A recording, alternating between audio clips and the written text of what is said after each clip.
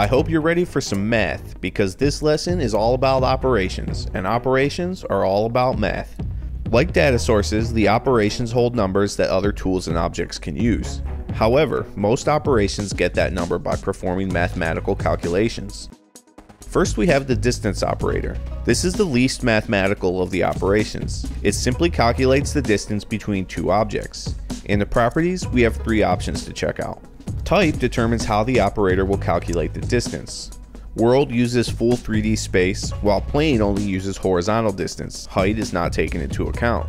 The height setting, however, calculates only vertical distance. And finally, driving line only uses the length of the driving line. Select source 1 and 2 are how you choose which items it uses. So for example, if you want to calculate the distance of the bike on the driving line, you could set source 1 as the starting checkpoint, and source 2 would be the bike. One thing to note here is that if one object is static and the other is moving, it's a good idea to select the static object as source 1. For example, with height, the operator takes the height of source 1 and subtracts it from the height of source 2. As a result, if source 2 is below source 1, the value you get will be negative. Next, we'll look at the two input operator. As the name implies, this tool will use two values to calculate its own value. Our first property is operation. This is of course how the operator will calculate its value. We have many options here that range from simple addition to some more complex calculation methods. Too many to describe here. Check the video description for a link to more info on the various mathematical operations. Next, of course, we have our two values. Like the generic filter we discussed in the last lesson, you will always want to have at least one of these values tied to a data source. If both values are manually set, the result of the calculation will always be the same.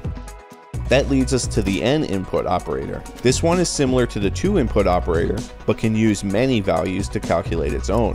The n input operator has a few less operations, but most of the options are also ones that were available in the two input operator. Again, check the video description for links if you want a math lesson. Using select operands, you can select all of the data sources and operations you wish to combine. Finally, we have the one input operator. This one uses only one value and some math to create a new number.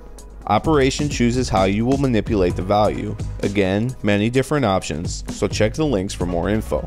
The operand you're going to want to tie to a data source or another operation. Just like with previous tools, if your starting value is always the same, then your resulting value will always be the same as well.